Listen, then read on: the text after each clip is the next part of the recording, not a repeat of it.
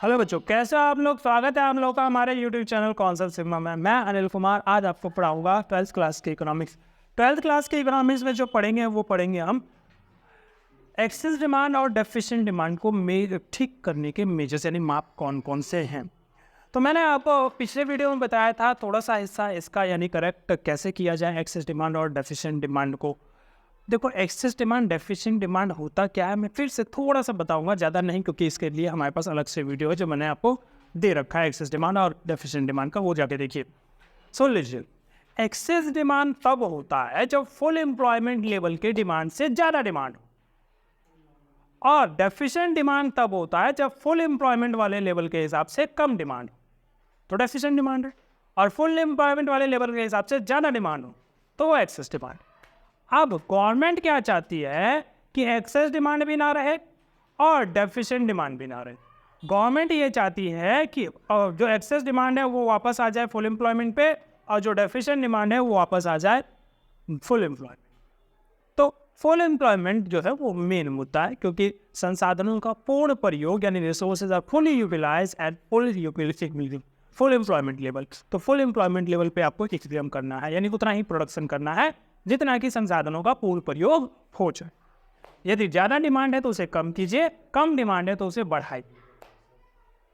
अब गवर्नमेंट इनको ठीक करने के, यानी ज़्यादा डिमांड है तो कम करना है, कम डिमांड है तो ज़्यादा करना है, क्या क्या अपनाती है। तो दो प्रकार के तरीके हैं जिसको सरकार या किसी भी देश की केंद्रीय बैंक अपनाती है।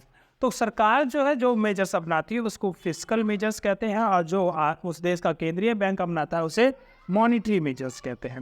अब हमारे यहाँ की सरकार जो है वो 4 प्रकार के मेजर्स अपनाती है। सबसे पहले गवर्नमेंट एक्सपेंडिचर, अपने खर्चे को कम करती है या फिर ज़्यादा करती है, पिछले वीडियो में बता चुके हैं। उसके बाद टैक्सेस भी सरकार के पास वो हथियार है जिसके द्वारा वो एक्सेस डिमांड और डेफिशिएंट डिमांड को ठीक कर सकती है। इसके बाद सरकार के पास दो जो और मेजर्स है वो मैंने यहाँ लिखवाए। और आरबीआई के पास कौन कौन से मेजर्स है, तो आरबीआई के पास जो पहला मेजर्स है वो है रेपो रेट और बैंक रेट को कम ज़्यादा करना। दूसरा मेजर जो है रिवर्स रेपो को कम ज़्यादा करना। तीसरा मेजर जो है market operations through open market operations भी वो कम ज़्यादा कर सकती है एक्सेस डिमांड को।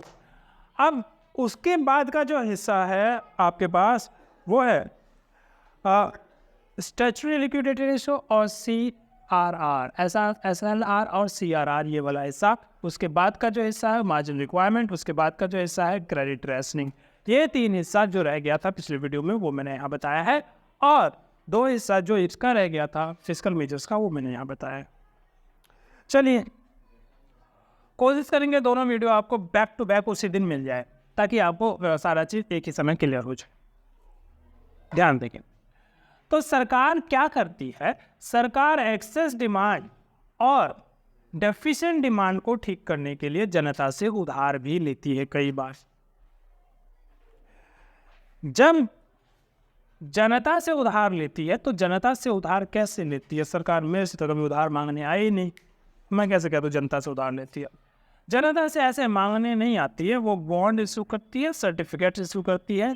उस प्रकार के सर्टिफिकेट, जैसे आपने NSC सुना होगा, नेशनल सेविंग सर्टिफिकेट्स, वो यही है, जनता सरकार को पैसे दे रही है, लो सरकार, हाँ ठीक है। तो एक्सेस डिमांड की स्थिति में जनता से उधार बढ़ा दिया जाता है, यानी ज़्यादा कोशिश किया जाता है कि जनता को उधार दे सरकार को। ऐसा क्यों? क्योंकि जनता के पास पैसे ज़्यादा होते हैं ना एक्सेस डिमांड की स्थिति में। हम डिमांड क्यों कर रहे हैं? वो डिमांड इसी वजह से कर रहे हैं, उनके पास ज़्यादा पैसा है तो वो उनके पैसे को कम करना चाहती है। तो उनके पैसे को कम कैसे करेगी? लाओ उधार दे दो मेरे को, बाद में दूंगा। जैसे बच्चा नहीं होता है, उसके पास पैसे रहते हैं तो बच्चा बहुत खर्च करता है, तो ना कोई रिश्तेदार वगैरह आ गया आपके घर में, तो वो रिश्तेदार आ गए तो वो कोई किसी रिश्तेदार ने 50 रुपये दे दिए, किसी रिश्तेदार ने 100 रुपये दे दिए, किसी रिश्तेदार ने 500 रुपये दे दिए आपको। अब आप हवा में, आपके पास बहुत पैसा है, अब आप क्या करोगे? आप भाग के जाओगे, कभी चॉकलेट खरीद के लाया, भाग के गए, कभी खिलौना खरीद के लाया, कभी गेंद खरीद लिया, कभी कुछ खरीद लिया, कोई भी चीज़ खरीद लेते हैं। जनरली छोटे बच्चे तो ये सब चीज़ खरीदते हैं, बड़े बच्चे पता नहीं क्या क्या खरीदते होंगे, ठीक है। तो अब ये मैंने कहा कि बच्चे जो खर्च ज़्यादा करने लगते हैं, अब माँ बाप को दीजिए, देखा नहीं जाता है यार ये बहुत खर्च कर रहा है, तो खर्चा बहुत कर रहा है ना। तो माँ बाप क्या करता है, एक काम कर, मैं तुझे दे दूंगी पैसा, मेरे पास जमा करने में तेरे को ज़्यादा पैसा दूंगी, इस प्रकार से मैं तो बस वही हिसाब किताब है सरकार के लिए। जनता के पास पैसा ज़्यादा हो गया, इनसे ले लो पैसा, कैसे ले, उनसे बोलो उधार दे दो, हम तुम्हें ज़्यादा पैसा देंगे। जनता खुश हो जाती है, बोलते सही है, पैसा मेरा सेफ है, सरकार के पास है, सरकार ब्याज भी दे रहा है, अब क्या चाहिए। बस जनता को बुलकुल्लू बना दिया जाता है इस प्रकार, और जनता अपना सारा पैसा सरकार के पास दे देती है। इस प्रकार सरकार की पब्लिक बोरोइंग बढ़ जाती है।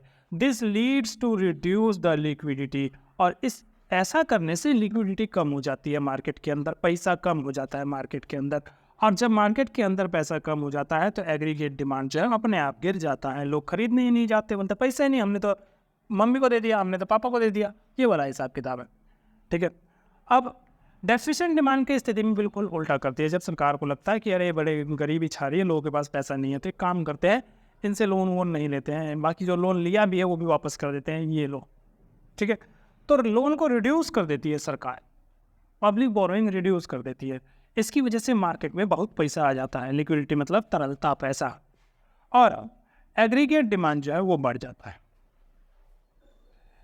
बोरोइंग फ्रॉम आरबीआई, आरबीआई से भी उधार ले सकती है जब सरकार को ऐसा लगता है कि भाई एक्सेस डिमांड या डेफिशिएंट डिमांड को ठीक करना है, तो आरबीआई से भी उधार लिया जा सकता है। आरबीआई से कैसे उधार ले सकते हैं, सुन लीजिए। किस लिए उधार लेते हैं, पहले तो ये समझ, सरकार को क्यों पड़ी है आरबीआई से उधार लेके सरकार क्या करेगी। भाई आरबीआई से उधार लेके ना सरकार खर्च करती है, मजे लेती है।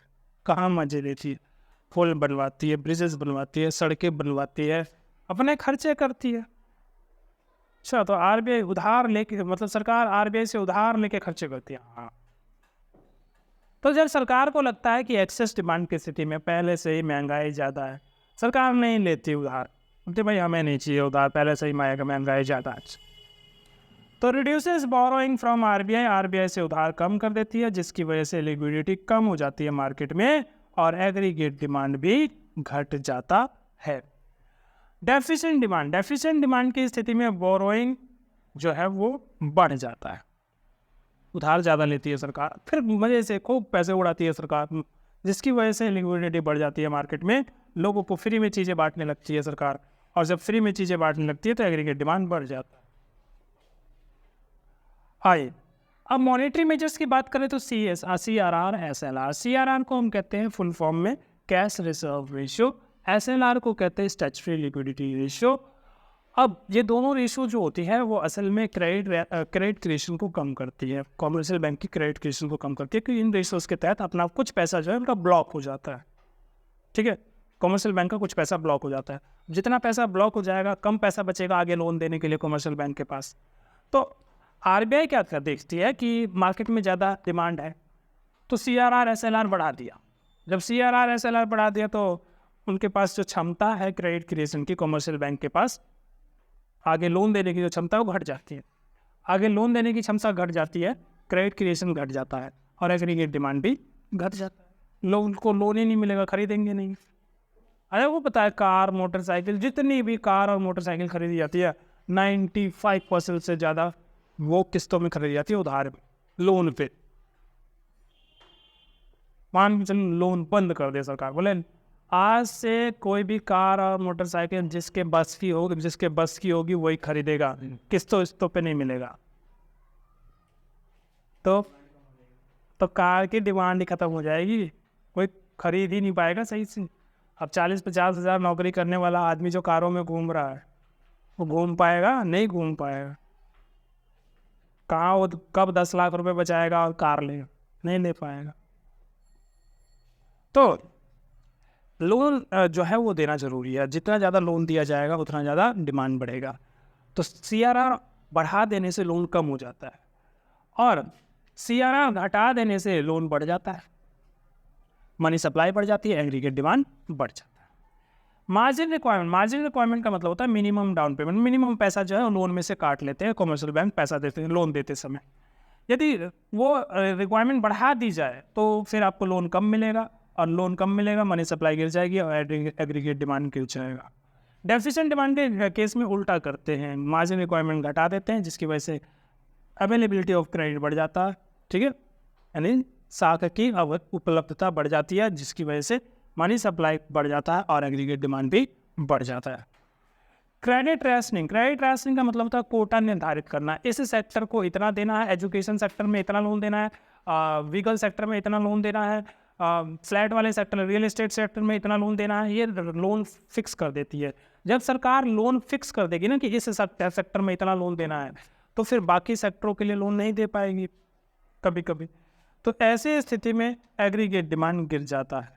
और जब कोई कोटा रहता ही नहीं है तो धड़ल्ले से जिसको मर्जी उसको लोन दो, तो एग्रीगेट डिमांड बढ़ जाता है, ठीक है। तो ये हुआ हमारा चैप्टर समाप्त, एक्सेस डिमांड और डेफिशिएंट डिमांड।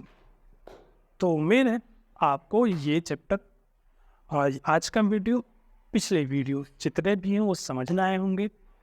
और फिर भी यदि समझ में कोई भी टॉपिक नहीं आता, कोई भी डाउट है, तो आप मुझे कमेंट करके बता सकते हैं, हम आपको एक्सप्लेन करेंगे अगली वीडियो में। तब तक के लिए धन्यवाद। वीडियो देखिए, लाइक कीजिए, शेयर कीजिए और चैनल को सब्सक्राइब कीजिए। Thank you.